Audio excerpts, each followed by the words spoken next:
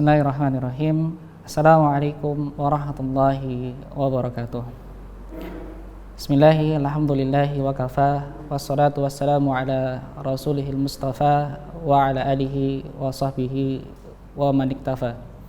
Alhamdulillahi nahmaduhu wa nasta'inuhu wa nastaghfiruhu wa natubu ilaih. Amma ba'd. Alhamdulillah, pemirsa MTA TV yang dirahmati oleh Allah, alhamdulillah Allah Ta'ala masih mempertemukan kita lagi pada kesempatan kali ini dengan keadaan sehat walafiat, tanpa kekurangan suatu apapun. Dan tentu kita di sini adalah saling mengingatkan dalam hal kebaikan, saling menasihati dalam hal kebaikan, sebagaimana firman Allah dalam Quran surah Al-Asr ayat 1-3, wal 'asr innal insana lafi khusr illal ladzina amanu wa 'amilus shalihat wa tawassaw bil haqq wa tawassaw bis sabr. Wal 'asr, demi masa, sesungguhnya innal insana lafi khusrin, sesungguhnya manusia berada dalam kerugian, illal ladzina amanu wa 'amilus shalihat, kecuali orang yang melaksanakan kebaikan, wa tawassaw bil haqq wa tawassaw bis sabr, dan orang yang saling mengingatkan dalam kesabaran dan kebaikan. Kita lihat ayat ini, Allah menggunakan redaksi sumpah. Artinya apa?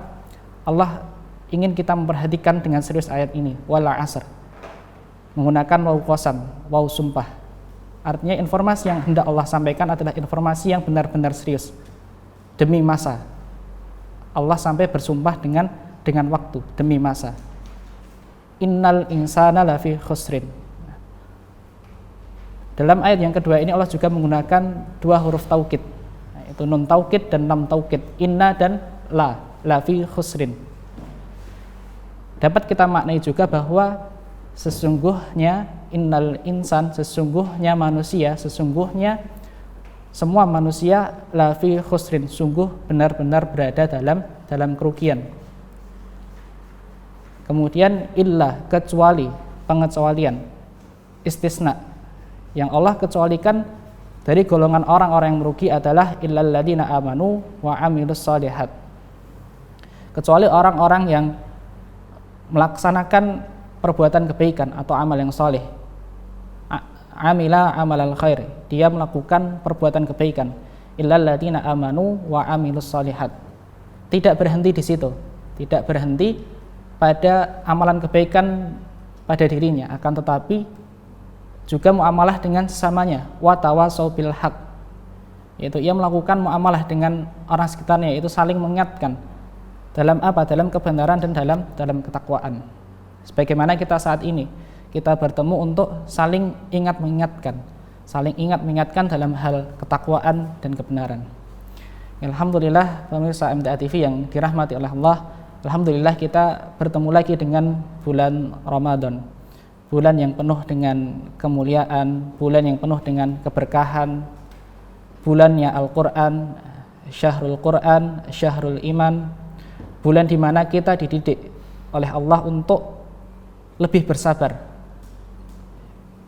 Ibadah puasa yang kita lakukan pada asalnya adalah bentuk tarbiyah untuk diri kita, melatih diri kita untuk lebih sabar lagi, melatih diri kita untuk menahan hawa nafsu kita, melatih diri kita untuk menahan lisan kita dari berkata kotor, melatih diri kita untuk menahan syahwat kita, dan sebagainya.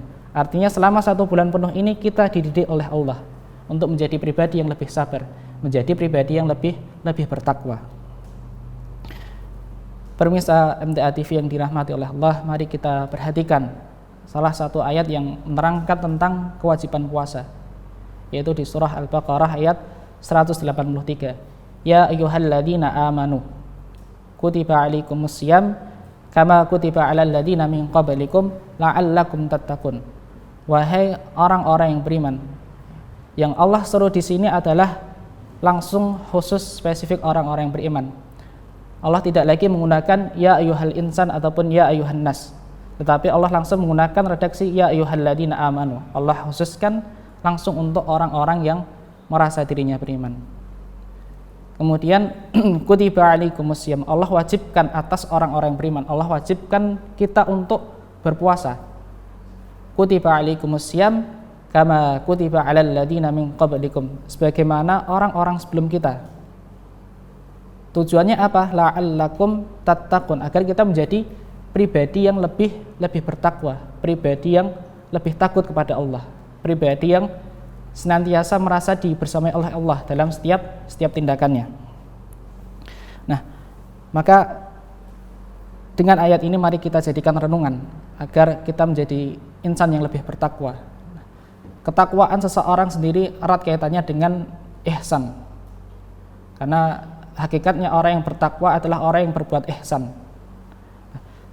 Ihsan sendiri itu apa? Nah, secara bahasa ihsan itu berasal dari kata ahsana yuhsinu ihsanan, yang mempunyai makna berbuat baik, melakukan kebaikan, melakukan perbuatan kebaikan. Artinya apa? Ketika seseorang berbuat ihsan, maka dia berbuat hal yang ma'ruf, dia berbuat baik untuk dirinya sendiri, kemudian berbuat baik kepada orang tuanya, berbuat baik kepada orang lain, dan dia berusaha untuk menahan dirinya dari hawa nafsunya, dari perbuatan buruk. Nah, makna ihsan yang lain sebagaimana yang diriwayatkan oleh Rasulullah, yang diriwayatkan oleh Imam Bukhari dalam sebuah hadis yang disampaikan oleh Rasulullah. Hadis ini dikenal dengan hadis Jibril. Ketika itu malaikat Jibril mendatangi Rasulullah dan para sahabatnya di majelis beliau. Waktu itu malaikat Jibril datang berbentuk seorang pria yang tampan, gagah dan berambut hitam. Malaikat Jibril mendatangi majelisnya Rasulullah dan para sahabat. Tujuannya untuk apa? Yaitu untuk mengajarkan para sahabat tentang pokok-pokok dalam agama Islam, yaitu mengajarkan tentang Islam, iman dan ihsan. Mari kita cermati, kita fokus kepada ihsan. Nah, malaikat Jibril berkata kepada Rasulullah ataupun bertanya kepada Rasulullah, fa akhbirni 'anil ihsan. Sampaikanlah kepadaku atau kabarkanlah kepadaku, jelaskanlah kepadaku apa itu ihsan. Pertanyaan ini disampaikan oleh malaikat Jibril kepada Rasulullah di tengah-tengah para sahabat agar para sahabat tahu yang dimaksud dengan ihsan itu apa. Kemudian Rasulullah menjawab apa yang disampaikan oleh malaikat Jibril. Al-ihsan, jadi yang dimaksud dengan ihsan yakni anta'budallaha ka'annaka tarahu. Jadi engkau beribadah kepada Allah seolah-olah engkau melihat Allah. Jadi seorang hamba beribadah kepada Allah, seorang hamba melaksanakan sebuah ibadah seolah-olah hamba tersebut melihat Allah. Fa in lam takun tarahu fa innahu yaraka. Dan ketika engkau tidak bisa melihat Allah, maka ketahuilah bahwa sesungguhnya Allah pasti melihatmu. Nah, ini makna ihsan sebagaimana yang disebutkan oleh Rasulullah. Dalam riwayat lain yang serupa disebutkan juga bahwa yang dimaksud dengan ihsan, al-ihsan yaitu antakhsyallaha, engkau takut kepada Allah, khasya yakhsya, yaitu rasa takut, melahirkan rasa takut. Antakhsyallaha ka'annaka tarahu, engkau takut kepada Allah seolah-olah Allah melihatmu. Fa illam takun tarahu fa innahu yaraka. Dan ketika engkau tidak bisa melihat Allah, maka ketahuilah bahwa Allah senantiasa membersamaimu, Allah senantiasa melihat setiap apa yang engkau lakukan. Dua hadis tadi menjelaskan tentang makna ihsan. Dari dua hadis inilah ada beberapa ulama yang membagi ihsan ke dalam dua tingkatan, sebagaimana yang disebutkan oleh Syekh Ibnu Utsaimin dalam buku beliau, dalam kitab beliau Syarah Arba'in An-Nawawiyah. Ihsan terbagi menjadi dua tingkatan. Tingkatan yang pertama adalah tingkatan talab atau tingkatan musyahadah. Maknanya apa? Jadi kita beribadah seolah-olah Allah melihat kita, seolah-olah kita melihat Allah. Jadi kita beribadah seolah-olah kita melihat Allah secara langsung. Yang perlu kita garis bawahi di sini, yang dimaksud dengan kita melihat Allah bukan berarti kita melihat zatnya Allah, tetapi kita melihat dan meyakini sifat-sifatnya Allah, kebesarannya Allah, kemudian kekuasaannya Allah, kemudian kemahakuasaannya Allah, keagungannya Allah, itu kita yakini dalam diri kita. Nah, itulah yang dimaksud dengan seolah-olah kita melihat Allah. Nah, itu adalah yang pertama. Jadi kita melakukan sholat, kemudian kita melakukan ibadah puasa, seolah-olah kita berhadapan langsung dengan Allah. Kita melihat sifatnya Allah, kita melihat kebesarannya Allah yang ada di bumi ini, yang ada di kehidupan ini. Kemudian tingkatan yang kedua itu adalah tingkatan khauf atau takut, atau tingkatan muraqabah. Nah, maksudnya apa? Tingkatan muraqabah ini artinya seseorang melakukan suatu ibadah, melakukan suatu amalan kebaikan karena ia merasa diawasi oleh Allah. Ketika ia tidak bisa melihat sifat-sifatnya Allah, ketika dia belum bisa melihat kekuasaannya Allah, maka setidaknya seminimalnya dia merasa bahwa Allah senantiasa melihatnya. Sehingga ketika ia beribadah, ketika ia melakukan sholat, kemudian puasa, infak dan zakat dan sebagainya, ia akan berusaha untuk memperbagus amalnya. Karena apa? Karena Allah melihatnya. Karena dia merasa diawasi langsung oleh Allah. Itu adalah tingkatan yang kedua. Dari dua tingkatan ini yang paling tinggi adalah tingkatan tolab atau tingkatan musyahadah. Artinya dia merasa melihat langsung sifat-sifatnya Allah, kebesarannya Allah. Tingkatan yang paling rendah adalah tingkatan muraqabah, yaitu merasa diawasi oleh Allah. Nah, setidaknya kita sebagai seorang muslim, sebagai seorang mukmin, seminimal-minimalnya kita berada pada tingkatan muraqabah. Setidaknya hati kita merasa selama ini kita adalah diawasi oleh Allah. Dalam setiap tindakan kita, perbuatan kita yakin bahwa Allah selalu melihat kita. Maka dari dua hadis di atas kita dapat ambil pelajaran bahwa marilah kita menjadi seorang yang muhsin, seorang yang berbuat ihsan. Nah, berbuat ihsan di sini ada banyak sekali contohnya. Contoh mudahnya semisal kita berbuat ihsan kepada orang tua kita. Kita membantu orang tua kita untuk membersihkan rumah, kita membantu pekerjaan mereka, kita menaati perintahnya selama itu adalah hal yang ma'ruf, kemudian kita rawat keduanya, itu adalah perbuatan ihsan. Bentuk perbuatan ihsan yang lain contohnya adalah ihsan kepada tetangga kita. Kita tolong tetangga kita ketika tetangga kita kesulitan, kemudian kita bantu mereka, kita jaga rumahnya dan sebagainya. Itulah ihsan kepada tetangga, ataupun ihsan kepada saudara sesama muslim. Ketika kita dapati saudara kita dalam kesusahan, kesulitan dalam hal harta ataupun lainnya, kita bantu. Artinya saling memahami dan saling menanggung satu sama lain. Itu adalah bentuk perbuatan ihsan. Sama halnya di bulan Ramadan ini pun banyak sekali perbuatan ihsan yang dapat kita lakukan. Salah satu contohnya yang paling mudah adalah kita memperbanyak tilawah Al-Quran. Tilawah di sini tidak hanya membaca, tidak hanya berhenti pada membaca, tapi kita fahami, kita tadabburi.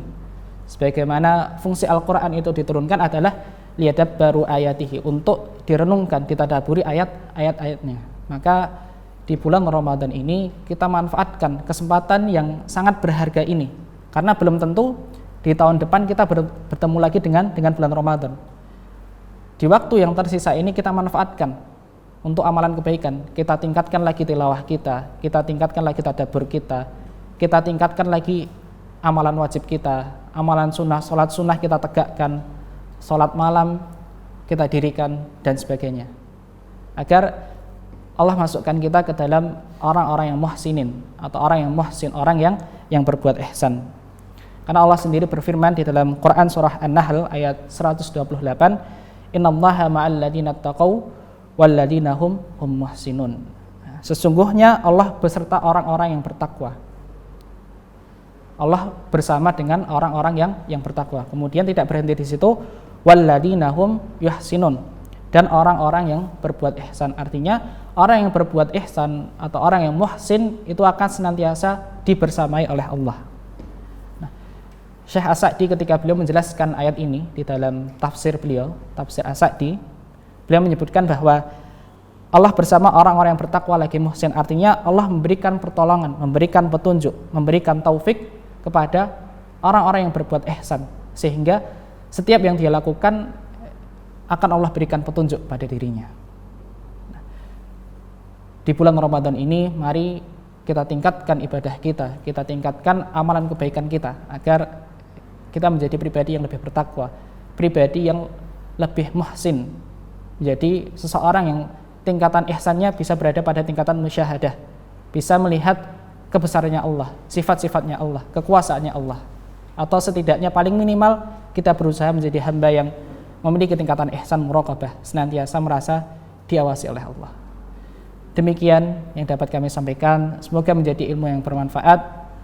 Syukran, wassalamualaikum warahmatullahi wabarakatuh.